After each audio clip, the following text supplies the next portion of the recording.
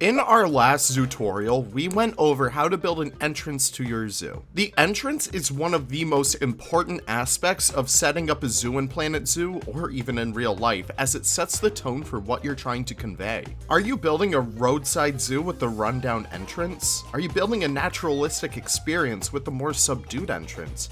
Maybe even a modern zoo with a pretty loud entrance? There's so many ways that you can take it, but what a zoo can really come down to are the animals.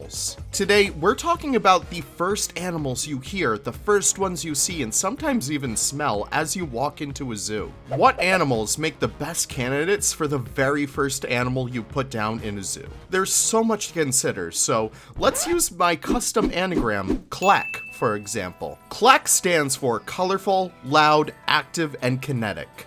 Colorful animals like flamingos, parrots, and other animals, for example, are a great way to separate the naturalistic kind of green, yellowish foliage from the colorful animals in your park. Flamingos can come in light to bright pink along with other colorful birds like the scarlet ibis, which has beautiful red plumage. Macaws are even a really great addition to the front of your zoo as well, and other colorful animals for this very purpose. There are so many real-life zoos that actually have birds and flamingos as their entrance animals, from the humble little Stone Zoo in Stoneham, Massachusetts, with a beautiful Caribbean aviary with both scarlet ibis and American flamingo, to the world-renowned San Diego Zoo that actually has greater flamingos right when you enter the park. Loud animals are important as well because you start to hear them before you can even enter a zoo. Animals like siamings and gibbons are extremely vocal, and sometimes you can even hear them calling from over 2 miles away.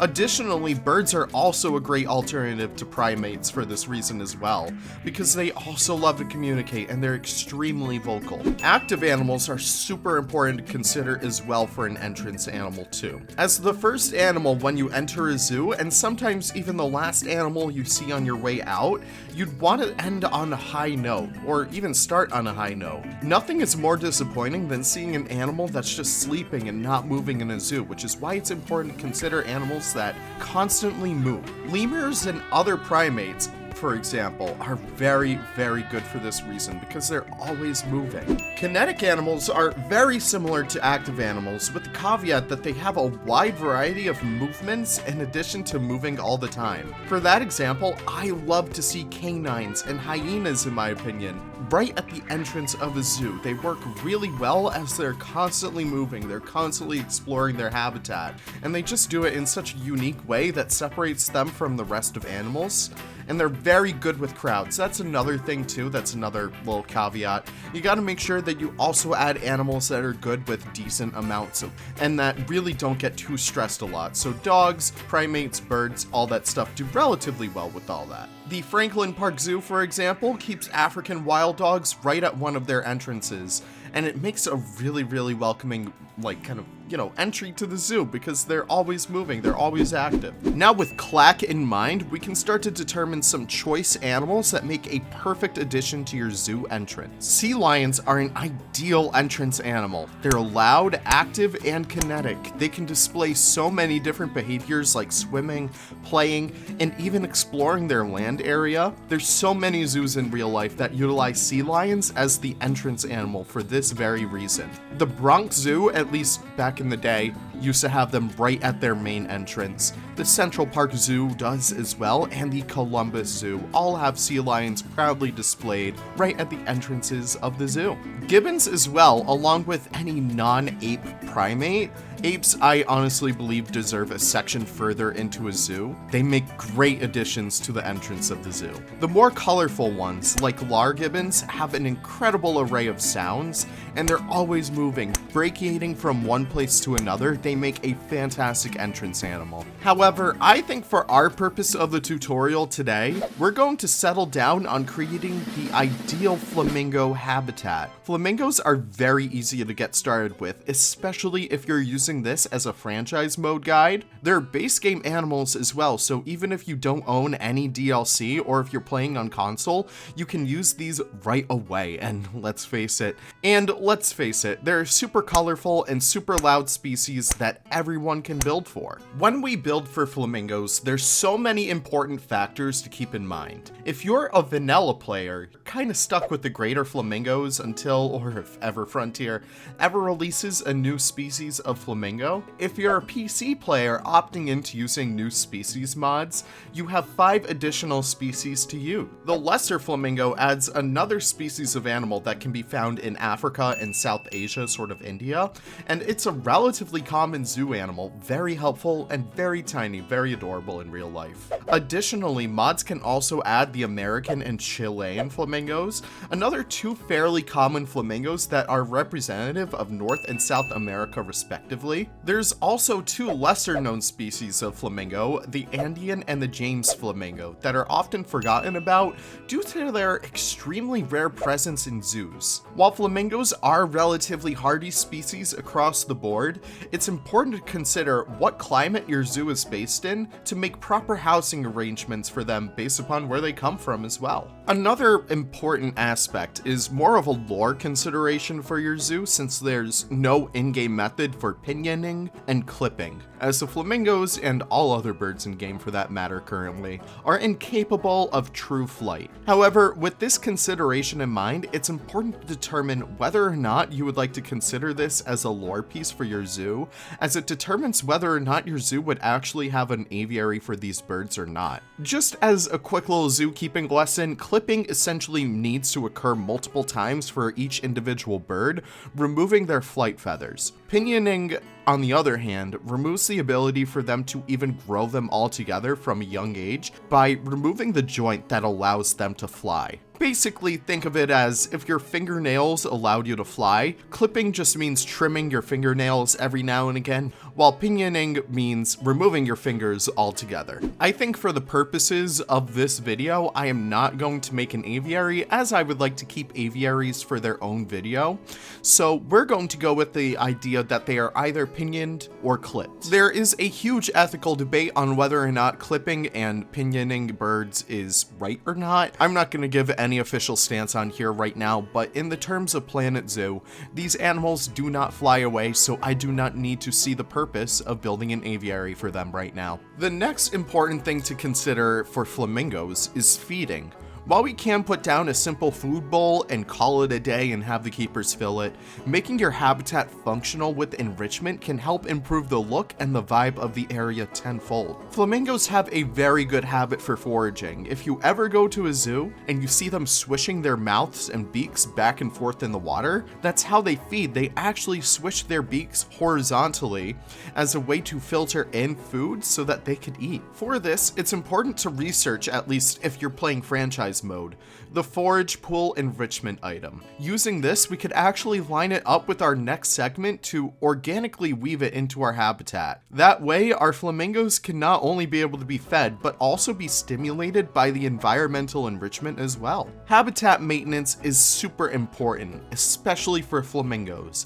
As a bird, they tend to poop a lot, so making sure that their main pools have drainage for keepers to clean is a complete priority when you're building with realism in mind.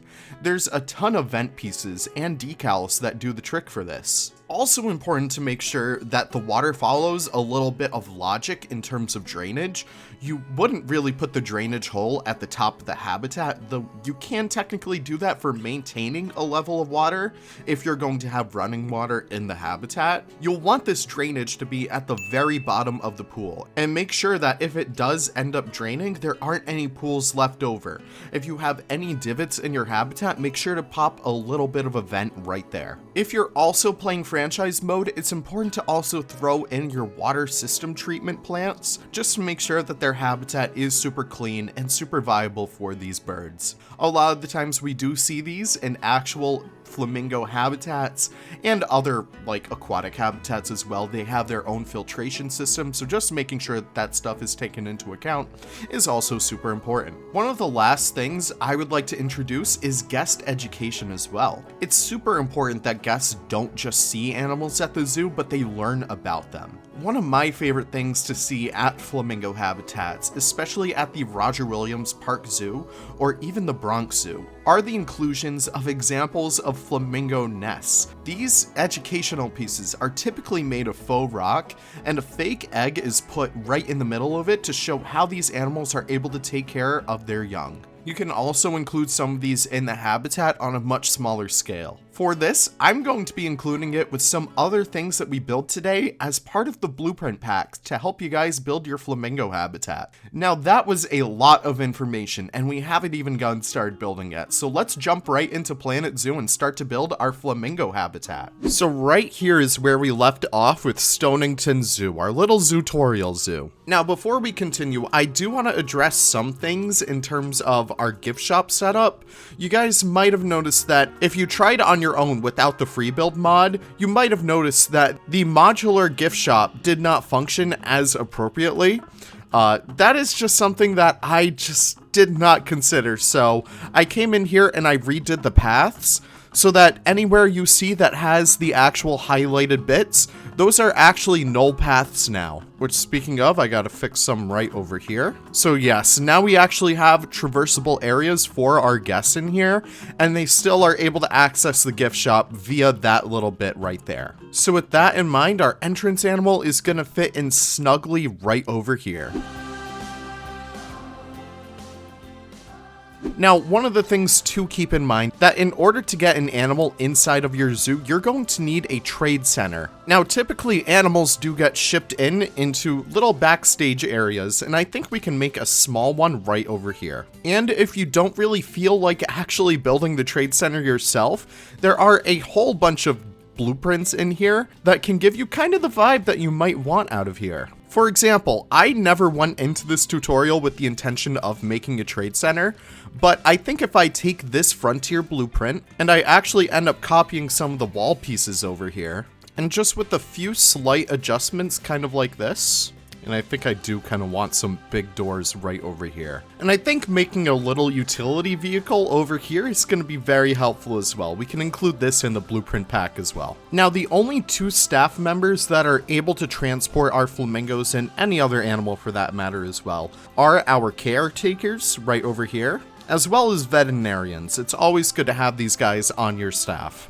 So with all that knowledge in hand, it's now time to place down our keeper gate. Now, if you're new to Planet Zoo, you have all of these pieces to use, but for my purposes and my tutorials, I'm going to show you how to use null barriers as they have no way of breaking down if you build right. Now, since I do kind of like this palette over here for Backstage, I'm actually going to keep some of these pieces and we'll retrofit the other sides to make it look a little bit more like a flamingo habitat building. But luckily we could just plop it in right there and it works very well.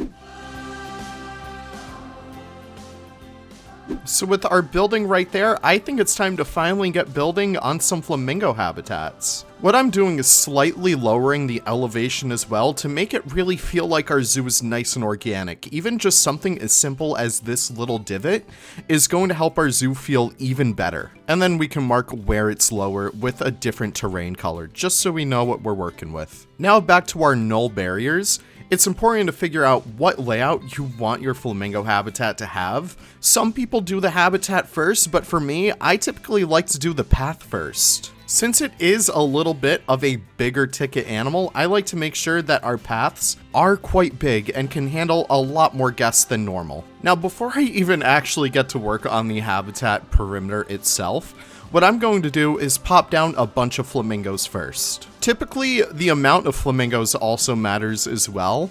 I typically tend to go for about 20 individuals. It seems to be a very good flock size, but you could go more or less, depending on however you feel. So once we get 20 in here, our vet is running currently to go grab them all. And since there's 20 of them, we should probably add a few more caretakers just to speed up the process a bit more. So right off the bat, we have 20 flamingos in this habitat. And even though some of them are a little chimeraed right now, you can see that it is still a decently small flock size. So what I think I'm actually going to do, I'm going to shrink down this habitat just a bit more, just to help it feel a little bit more realistic. And typically whenever I do build habitats, I never want the curve to be less than curvy. What I mean is I never really want it to be a straight path. You always want it to be organically flowing through your zoo. So from here, we can actually start to design our habitat. Now, with all of our previous lessons in mind, I do want to make sure that we keep in mind every single little thing that we talked about, including room for enrichment pools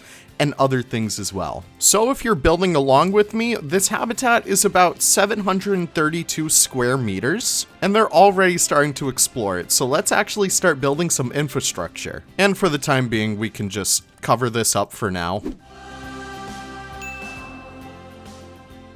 So this tool is super useful. It's called Flatten to Terrace, and it was released recently.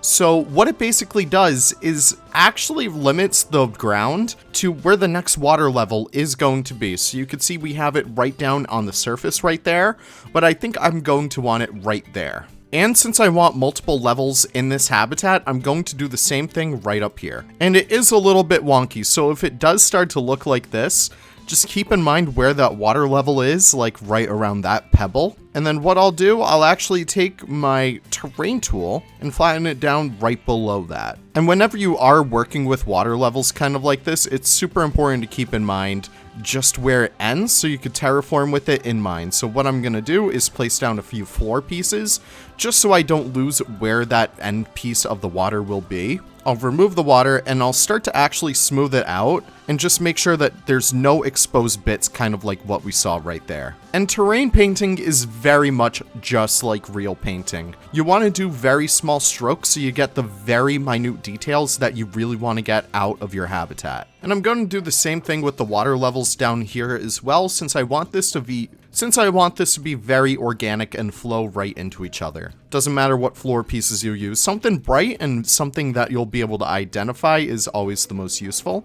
And from there, we added the water back in, and if we remove these pieces, we can see that we have two beautiful water pools. Did you know that you could search enrichment just by typing in the animal right here? It's super helpful, especially helping us find our forage pool enrichment. Now you can see it doesn't really fit in over here, so we will need to make a few minor adjustments. So I think ideally I would love to actually have it right here. Unfortunately, it's not going to look the best. So we can just do a little bit more terraforming to make it look better. And flamingos typically aren't the best with elevated or rocky terrain, so it's super important to make sure that it is a little bit more of a smoother transition in between these two pieces. This piece is also flexi-color too, which is super helpful, especially for when we want to do some rock work. But what's important to me is making sure that we actually do have a bottom in this pool over here. So what I'm using are these concrete pieces, and I'll change them to a little bit of a darker color over here to signify that it's the bottom of the pool.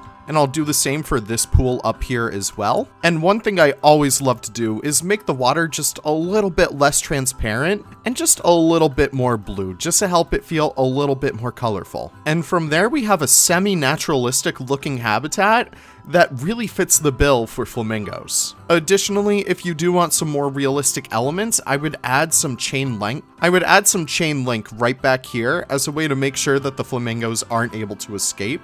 And the best part about this chain link is that it's super subdued. It's not going to be a big impact on the look of the habitat itself. I think I will just tuck this piece right in here though. There we go. And I think I'll do the same right over here as well, just to make sure that, you know, we're covering both ends of that habitat. Now, if we type in vent, we could see a whole bunch of different vent pieces that we could use over here. It's currently aligned to the water. Let's fix that. Now they will angle snap, which is very cool, but essentially I love to do this effect right over here. These are just 3D vent pieces that came with the conservation pack, I believe. They're super useful, especially for making these look so much more realistic. I typically like to throw these in the center of each of our little water pools. It's so helpful and makes it look so good. And there, it's starting to look even more realistic. The next thing I do want to cover is Rockwork. Now, in Planet Zoo, we have a whole bunch of different rocks that are so useful. Some of my favorites are the tundra rocks. They have this very beautiful dark blue color that I think is going to work super well for this habitat. Now, Rockwork is very much a skill that you can build up, but one of the cheeky little things that I like to use are custom mud walls. These ones made by Zoov are incredible, and I think they're going to be a fantastic addition to this flamingo habitat because it's going to give it so much more character. Now, one of the things we can do is make sure that these colors do align with our rocks over here. So what I'm using over here is the Select by Color tool, and essentially just play with it until it matches up with this rock over here. It takes a little bit of fiddling with, but once you get that right color, it looks so good. And once we have that all set, we could separate these out by group and start to use them. And the best part about this, since both the aquatic pack, which has these roots down below, as well as the Twilight pack, which has the stalactites up above, are now on console edition, all my console friends can now even make this blueprint at home. And the color still isn't where I want it to be. I'm gonna spend some time perfecting this. Alright, I think that's as close as I'm able to get, so yeah. And basically you just want to alternate in between different rocks and different rock styles as a way to make this feel even more immersive. I'm doing it on the edge of this as well so that we could have the enrichment pool really blend into the surrounding environment. These cladding pieces make incredible little rock facades against like walls and stuff. So I tend to love to use these against like cliff faces, kind of like what we have right here. And just a small little detail I typically like to do, I use these a little bit thinner cladding pieces towards the edge of the habitat, just to line it up to make sure that we could add our vents for later. And also it just gives a really nice additional texture inside of these vernal pools. And they're already flying right into these pools. Look at that. So here we have 3 pools, one for enrichment. We have one that lets them get a little bit closer to guests, as well as one that gives them the privacy that they might want. And typically inside of these pools, I like to add just a little bit of sand just to make sure that, you know, they don't really scrape their feetsies on the rockwork. Now, speaking of that, the flamingos tend to avoid rocks at all costs. So making sure that we use the edges of the habitat as a way to put down some faux rocks so that they don't escape is going to be super, super helpful. So by color matching our faux rocks right over here, we could start to kind of area off the areas where we could start to cut off the areas where we would want flamingos to stay away from typically. I typically enjoy lining the edge and the perimeter of the habitat with these because because typically guests and flamingos won't want to actually go in here. And not just around the perimeter, but you can also put some in the habitat as well, so it seems like it's a little bit more intentional. So I want to place down these vents right over here as well, just to make sure that any excess water is taken care of. So we could just place that right there. And I typically try to hide it, but not hide it too well to the fact where you're not going to see it, but just enough to the point where it's a little bit indiscriminate. And what I do, I take that and I try and find other places where it would make the most amount of sense. I think right here would be a good addition. Right here probably as well. We can do some right above in this pool too. I'll probably do a couple in this vernal pool as well. And that's looking good. In terms of other water effects, I also want to make sure that we have a little bit of a waterfall. So it's important to jump in here and find water props. You can find them also by going to the special effects tab right down here. Then you have a whole bunch of water ones. Now I know a lot of people will probably go for the waterfall one right here, but what I really do recommend is not even using that one. What I love to use are these jet effects, because it gives a much more subdued waterfall effect that seems a lot better in pictures and it's just general gameplay. So what I'm doing right here is just making sure that I'm building within the group, so I place 2 right next to each other. I add them to the group, and then I sync them down, so from here, I could make any minute changes that I really want. And I also changed the color to a little bit more of like a gray. That way, it's not as bright white as it would typically be before. And then I just start to line up the apex of the waterfall right there to wherever else it is on the rockwork. And that way we get a nice realistic looking waterfall. And then we could add the waterfall bottom effect, which I typically like to do as a much brighter white, just to give a better effect of it. Then we can do the same thing on this side of the waterfall as well. And now we have running water for waterfalls too. I like to add just additional rocks back here just to make it come a little bit more alive. And I think now we can make that flamingo egg nest. So what I'm doing right here, I'm using the mud pillars, and I'm going to be using the faux rocks. So by using the branches right here, I'm able to sort of make a little bit of a funnel. And after I have that all together, I could start to replicate what a flamingo nest kind of looks like in the wild. So what they are, they're typically big mud bounds, kind of like this, and they just usually lay a small cluster of eggs, so we're just going to add a couple of them right in here. And I think I made this one a little bit too big, especially for the eggs that we have, so I'm going to make it a little bit smaller. And there we go. All I really want to do is make sure that this is being able to be color matched with the rest of our faux stuff over here, but with that being said, we have our little flamingo cluster nests. So we could just place a few of those on the guest side right over here so they're able to learn about them. We also should probably add our water treatment plant right back here. Can this be recolored? It does not. Oh well.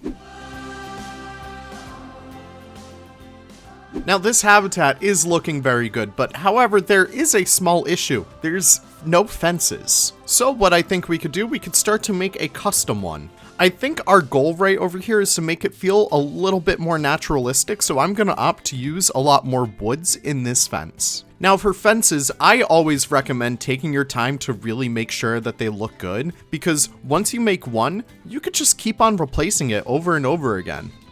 And with that being said, I love this fence right here. We have a lot of natural woods, and we also do have a little bit of added protection with that mesh piece right there. And I think just to tie it all in together, I'm gonna add one piece like this, just so that when we repeat it over and over again, it's going to feel a lot more structurally sufficient. So we could get started placing them. It's important also to keep in mind where your elevation is.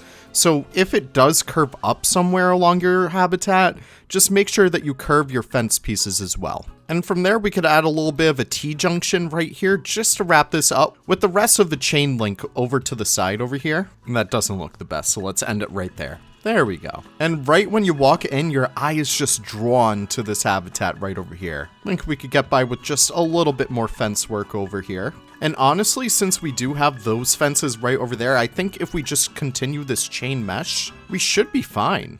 It's just instead of usable habitat space up here, I think it might make more sense just to plant it, as well as continue the rocks in here just a little bit more, just so it feels a little bit more naturalistic.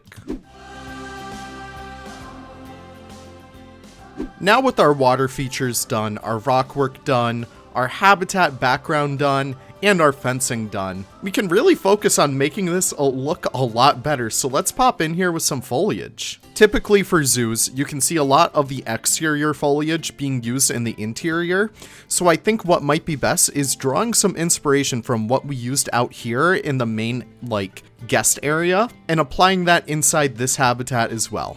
So what I think I want to do over here is use our buffalo grass as a way to create a little bit of a base to build off of, and then from there we could add all the other cool foliage pieces. The buffalo grass has to be one of my favorites for really laying down foundational work for foliage because it just looks beautiful. It's also super versatile, which allows you to use it in any kind of environment that you want. And yeah, it's just a pretty solid piece. It's important to use all versions of these as well, from the medium to the small to all of them. It's just super useful to create those tiny little details. especially in areas right over here where we have our fence.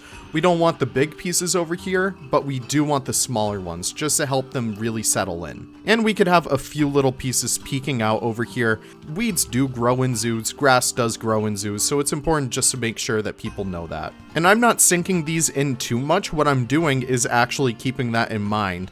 I'm going to be sinking these all in just a few minutes, so I'm just placing them typically how I normally would, and then from there I take all that, then slightly sink it into the ground. And it makes it look so much better because all of those grasses do blend in with the grass that we have down below, and it just helps it so much. Seeing what else we've used over here, we do use these arrowwood bushes, so let's plop down a few of these. It's really good for general ground cover, especially if you're making a zoo kind of like in a New England or a forested area. It's just a really good way just to get a little bit more dark green color into your zoos. It also looks pretty good if you do have it growing against like chain mesh, kind of like what we have over here. And it's also just a really solid way to hide said chain mesh. I think we'll do that on this side as well too. Just keep in mind when you do this, the hitboxes are huge. So you'll need to get very close to the wall and actually align it to that surface to make sure that it sticks. I also made these cluster of ferns in the last episode, and they're super useful just to help decorate larger areas like this, especially near the water. So I could just place down a whole bunch of these, and it brings in just a nice new flavor to this foliage work. Don't be afraid to place some on your rockwork too. Ferns have a really hardy way of growing in areas where they're not really supposed to sometimes. So placing them on the rocks and stuff is very much what you would see in real life. We also use some other plants like this common saltwort. It's a really good bush to really fill up some areas where you need just a little bit higher foliage, but you don't want to start using trees just yet. And again, these guys come in a whole wide variety of different shapes, so you could use some smaller ones as well, just to create a little bit more of like an intentional flair. Another great general cover plant is the common yew tree. It's just a really solid bush sometimes. Issue is the bigger ones get pretty big, so you might want to just use this small one kind of sparingly. And in keeping in line with the rest of our zoo, I will be using some birch trees. They have a really solid kind of like effect about them where they're very skinny towards the bottom. There's not a lot of branch cover around them, so you're able to see right through them. So we're not really able to lose that beautiful view into the flamingo habitat. And especially for an area up here where I don't really want any flamingos or guests to see, I could use just a little bit more trees up there just to create a little bit more of a distraction. And as a decorative tree, the cypress trees are super good. They have a really good intentional look about them that makes them look perfectly manicured, so I love to use these as ornamental trees in various places. Now with our foliage mostly done, I do want to focus a little bit on terrain painting. We really touched upon the sand and that's about it, but flamingos typically don't really mess up the ground. However, I do want to add a little bit of pacing trails, not for the flamingos, but for the keepers and whoever else would be in this habitat typically. I just want to make sure that it's not completely grass because you would never see that in a zoo. Another thing too, since we are using temperate rocks on the outside of the habitat, it's important to also incorporate just a little bit more on the inside. So I will probably put a big chunky boy right there and a few smaller ones around it just to make it look a little bit more intentional and to help really bring in the naturalism element of this zoo. I want to make it feel like it was just plopped here in the middle of a forest. And as a way to introduce just a little bit more color, I'm adding these wall panels right back here just to give this habitat just a little bit more interest. Another thing I forgot, you should probably also add a keeper hut.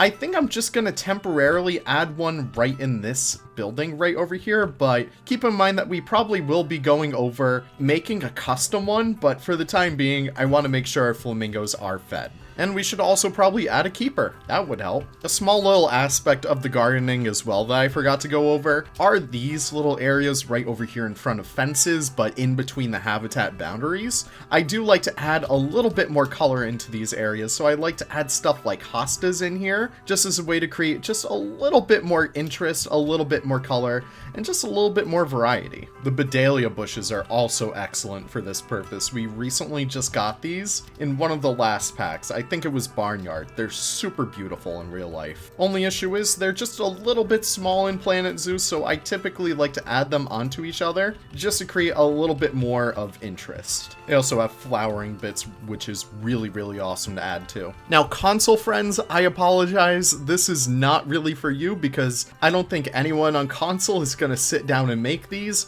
but these are modular signs, specifically the ones from Lion. These are super helpful in terms of making very, very beautiful looking signage for your zoos, and they're really easy just to pop in, change the colors around, and make them look fantastic as small additions to your zoo. Basically, you just add them all to your group, and then start finding ones that you think really match your zoo's vibe. For example, I really like these three right here. Then we could bring them right over to our habitat over here, sink them slightly into the ground so that they make a little bit more sense, and start placing them all around. Okay, I'm sorry, I don't like this pink anymore. That's another thing too, you could always change stuff around. Yeah, I think I'm gonna go with this Indonesian brick. It's just such a better looking texture, and I think that we can make something look very nice and very modern with. Alright, that feels a little bit more appropriate for this zoo. And from there, we could come back over here, grab some of our benches that we were using before, and start to line the path with them. These entrance animals are the perfect ones that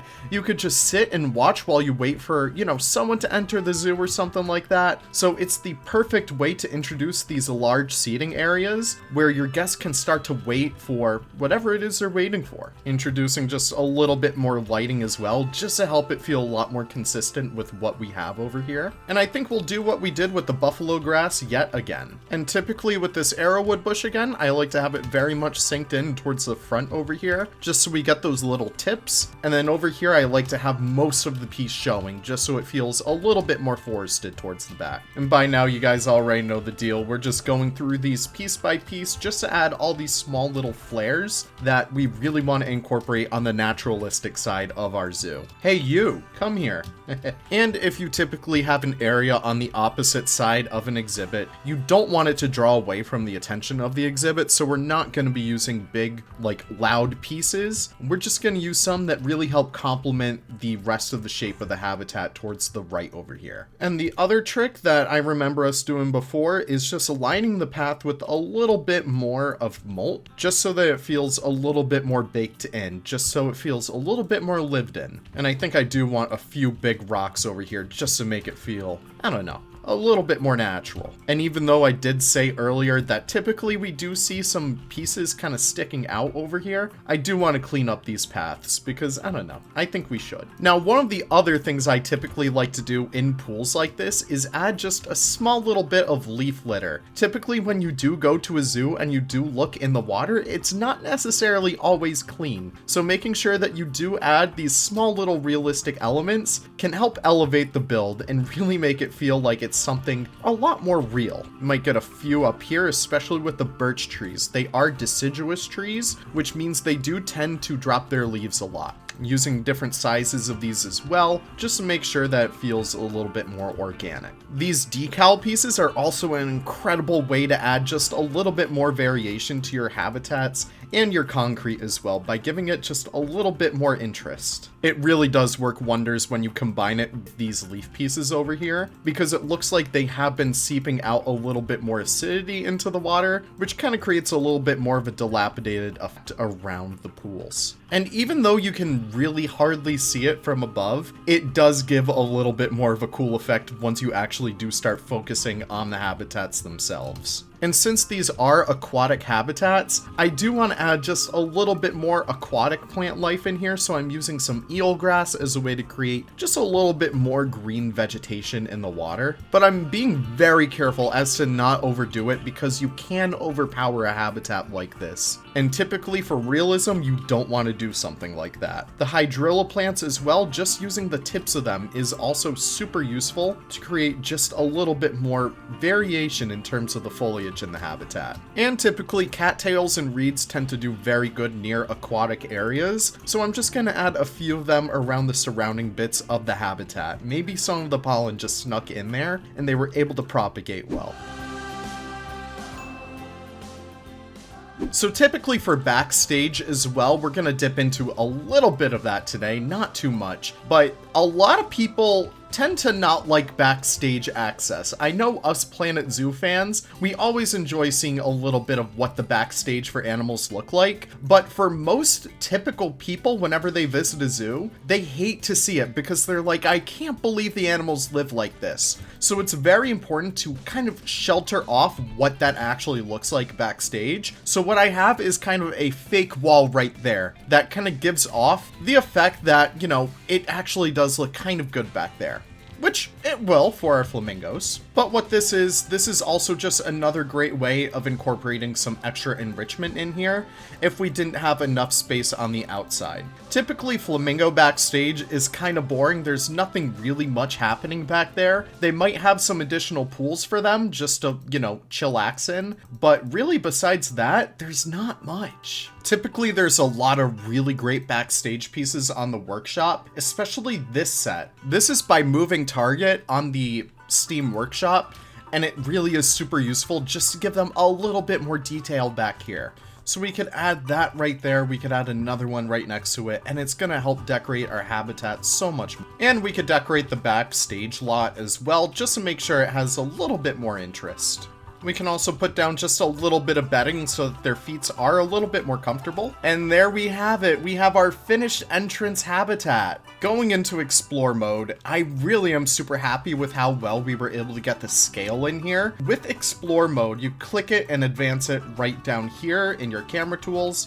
We are at the guest level, and it's super awesome to see how everything fits into scale because we put down our animals first and we adjusted our habitat. Originally, the habitat was supposed to come all the way out to here, but since we put our animals down first and we took that into account, it looks so much better now. And now our flamingos are exploring their habitat up above, down below, and even right in the middle over here. It's just the keeper hasn't brought any food, so they're not really going into that pool. There's really no purpose for them to. Oh, there we have it. They're feeding. They're eating.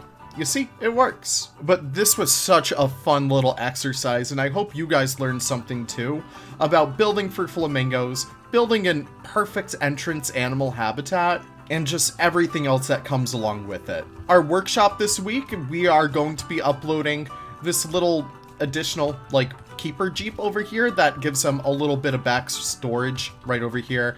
Just very simple, nothing too crazy. I am including this as well. This is our natural rock pool. If you guys want to swap out the colors, just keep in mind that we do have the taiga rocks, the tundra rocks in here. So you're going to need to keep that in mind. Just replace those rocks with whatever colors that you want. We have our custom fences right over here with the logs right down below, and then these pieces up here. I use the grasslands pole to connect them to those beams up there, so it does follow a little bit of consistency.